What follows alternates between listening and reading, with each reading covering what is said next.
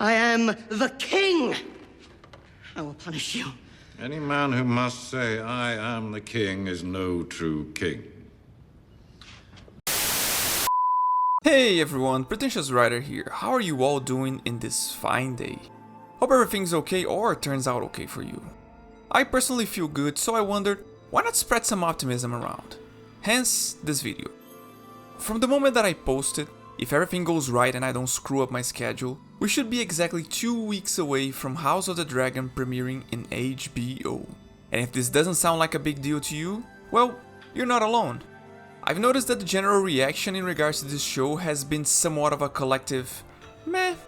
And up until recently, I was on the same boat.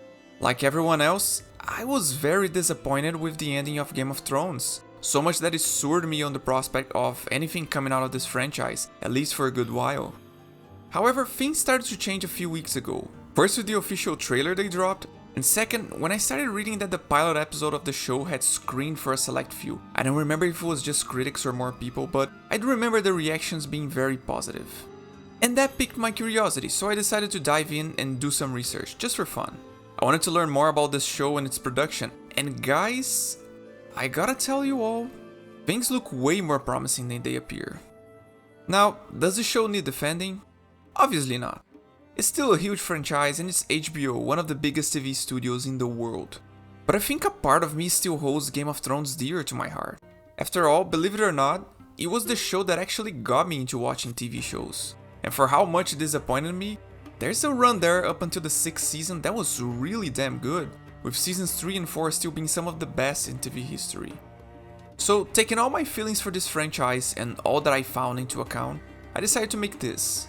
To show that House of the Dragon may not only surpass everyone's expectations, but maybe have a great run that rivals Game of Thrones at its best, and unlike that show, even end on a high note. Without further ado, let's get into it.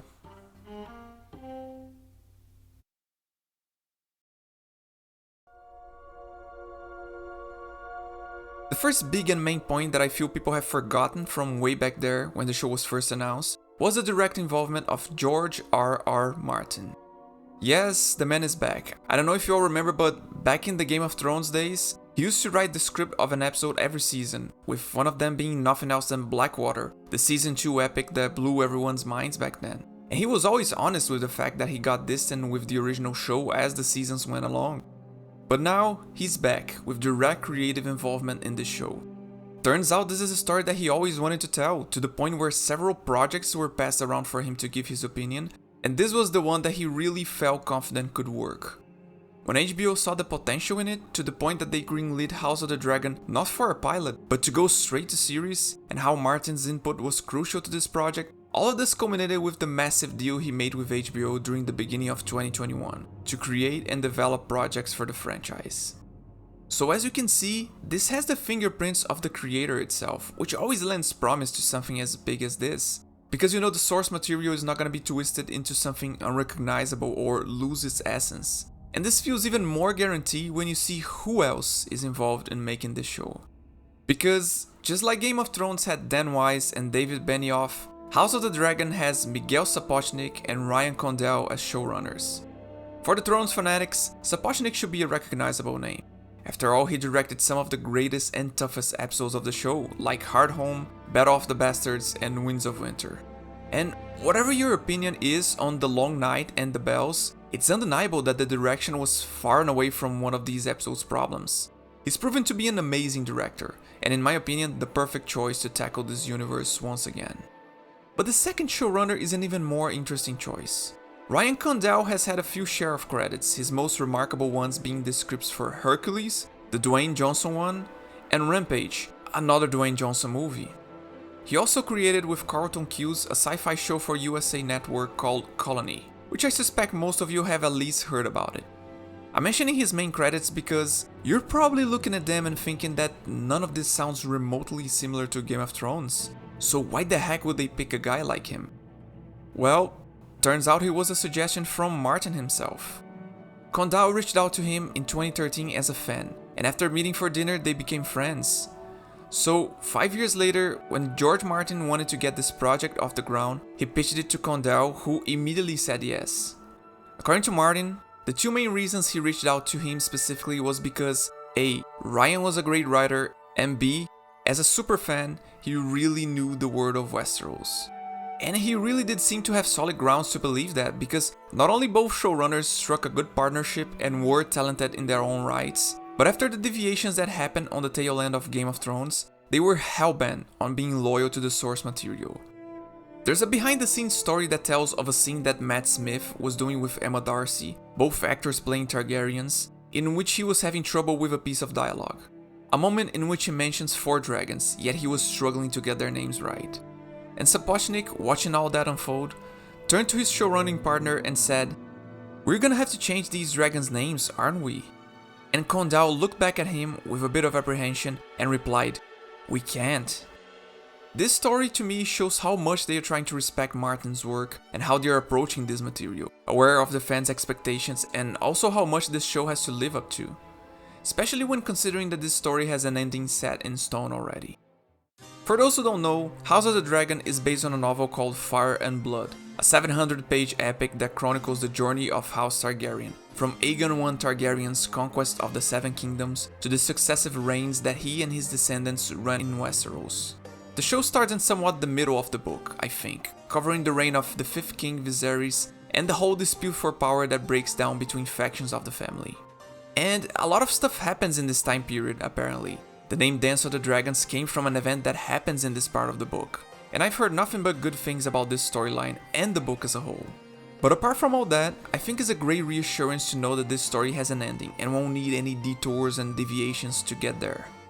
Things get even more interesting when you read about their plans for the future, them mentioning that this storyline is supposed to cover 3 to 4 seasons of the show, while the next ones will probably cover other generation of Targaryens.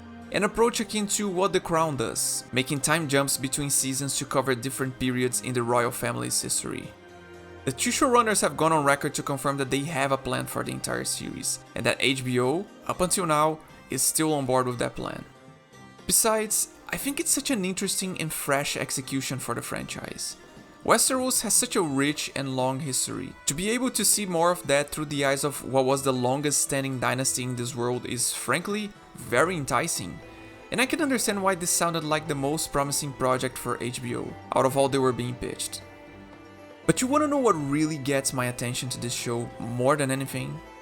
Is that it feels like a back to basics. You watch the official trailer for House of the Dragon, and they could have stuffed it with money shots. There are apparently 17 dragons on the show, and you see some of them. There are some big budget shots here and there. But for the majority of the marketing so far, we're being shown the political drama, the schemes and planning happening between factions, and it truly feels like everything is back to being about the Game of Thrones. Which is what the franchise became famous for. Of course, we all loved big moments like Blackwater, the Wildling Siege at the Wall, and the Battle of the Bastards, but they were all significant because they were the climax of all the politics and backstabbing, the conflict that kept simmering between characters and building up and up until it reached its boiling point. It's the sole reason that made characters like Tyrion, Olenna, Varys and Littlefinger fan favorites, and in my opinion, the crucial element that the original show lost as it went along. But thankfully, the politics and royal drama seem to be back in full force.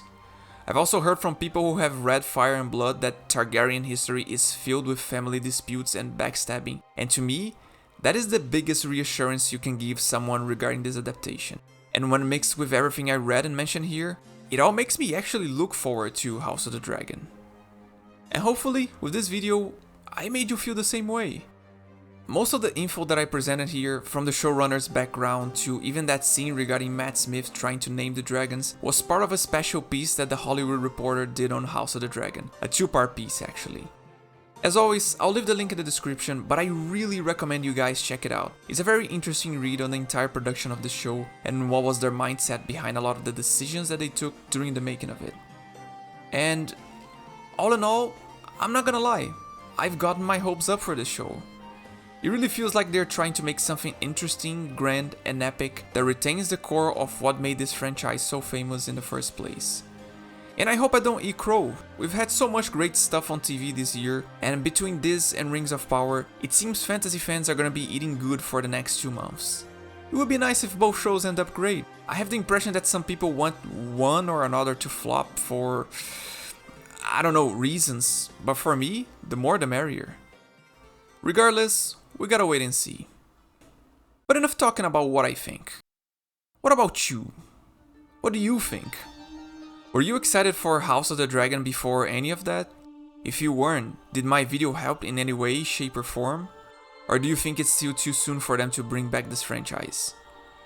As always, let me know in the comments, and this has been The Pretentious Writer. See you next time.